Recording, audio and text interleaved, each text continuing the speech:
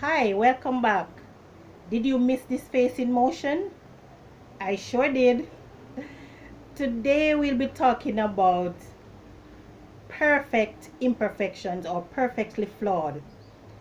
If you notice, my hairstyle is a little different than the videos that I did before. And this is me trying to embrace my flaws, my perfect flaws. My sister decided, Marvet decided to challenge me to change my hairstyle. So when I mentioned that I don't like to wear my hair anyway different from how I wear it, I admitted that I was not embracing my imperfections, which is this multicolored face that I have. Whenever I pull my hair from my face, it shows it. And the thing is that I'm not into the habit of wearing makeup because from a long time I have this skin condition that when I use the makeup it makes matters worse. So I don't even put on makeup when I'm coming to do my videos. I would just wash my face and pat it dry and just come as I am. But I don't know if you noticed before, but I am highlighting my flaws this morning. So I want to quickly say that I first heard this term perfectly flawed from my husband in those early courtship days when I quickly pointed out my flaws to him because I didn't want him to say them before I said them to him, because in my head I wanted to make sure that he did not see them and then make a negative comment, and probably, I don't know if we would have continued on. I don't know. And he told me that I was perfectly flawed. And of course it was followed by John Legend's all of me love all of you. All right, enough of that.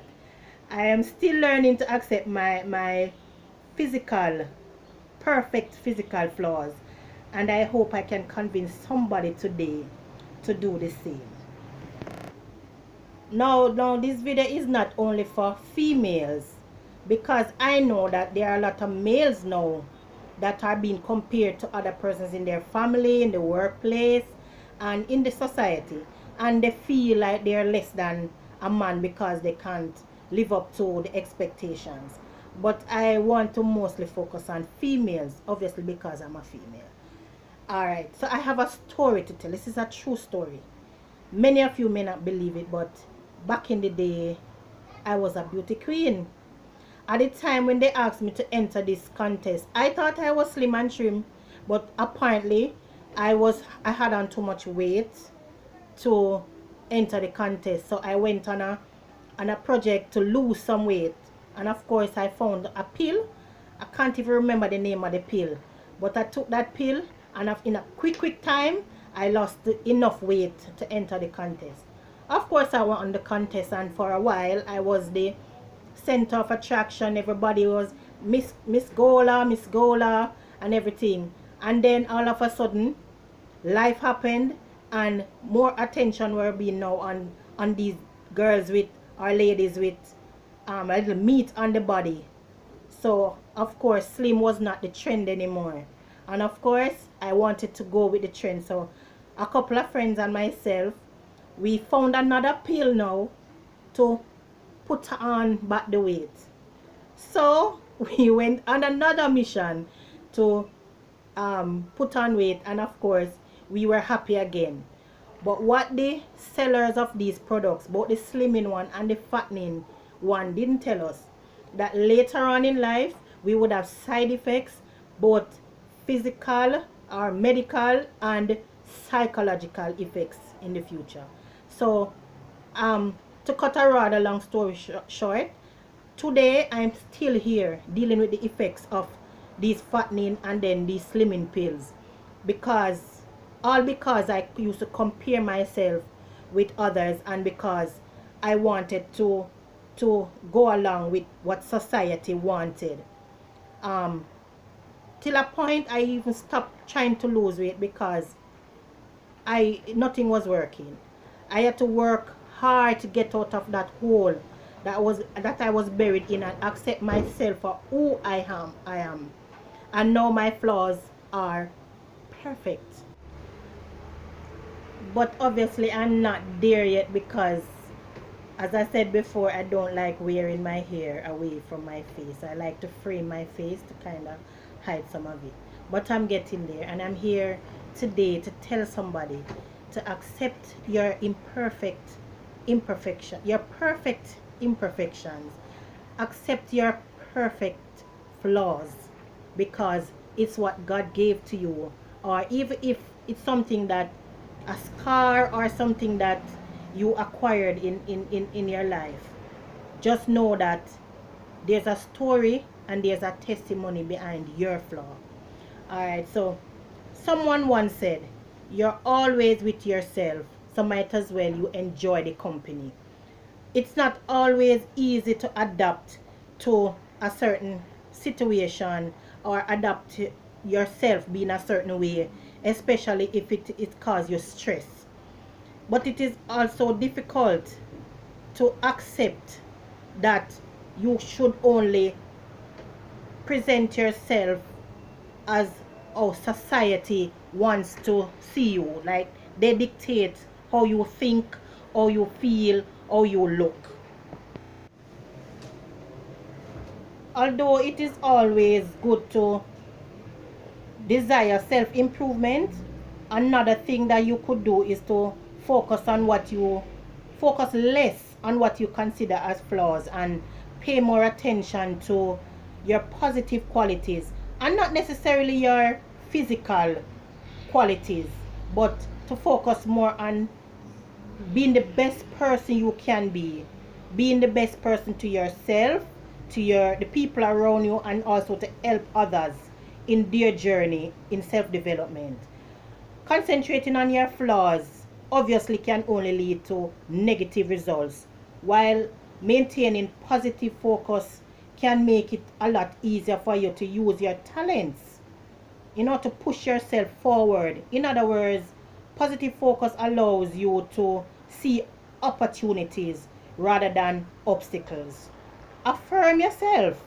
Be proud of your achievements and who you are and your efforts.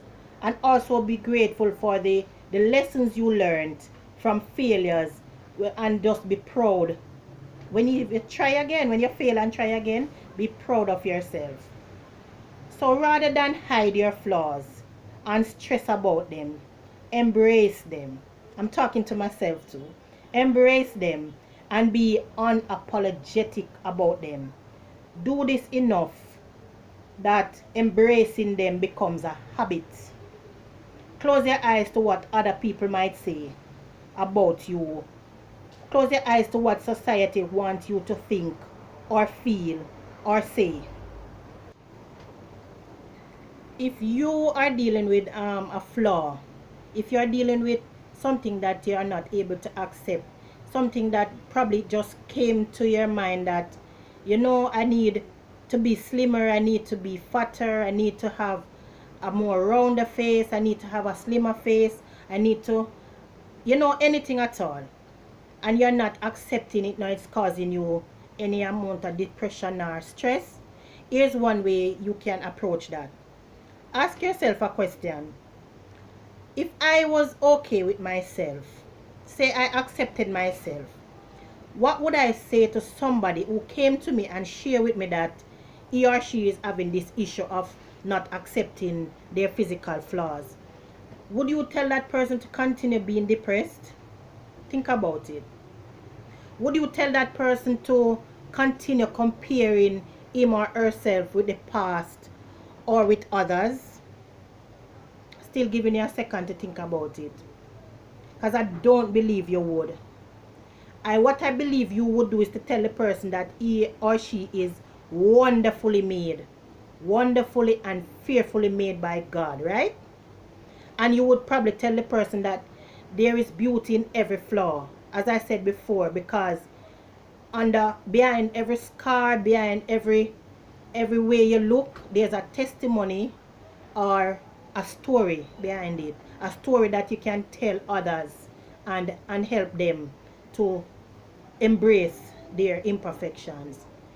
Maybe you try to encourage the person to try hard to change what they can change and to just accept the things that they cannot change. So do yourself a favor if you're having that issue right now and tell yourself all of that. When you make an attempt to deal with the flaws that you think you can change, and do not stay depressed if you fail to accomplish your goal. Just get up and try again. If you think you can change it, just get up and try again. When you make any attempt to make yourself better, it must be because of what you want, not what society wants. Because it is only in having a, a mindset change about yourself that you will change the way you view the world. Don't allow the world to let you view yourself. It must be the other way around. So have a mindset change, and it will change the way you view the world.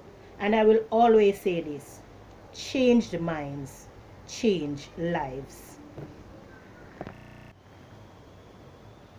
Remember to visit my business page on Facebook. I'll put it down in the description box, and also to read my motivational articles on JamaicaMedium.com. I'll also put those in the description box.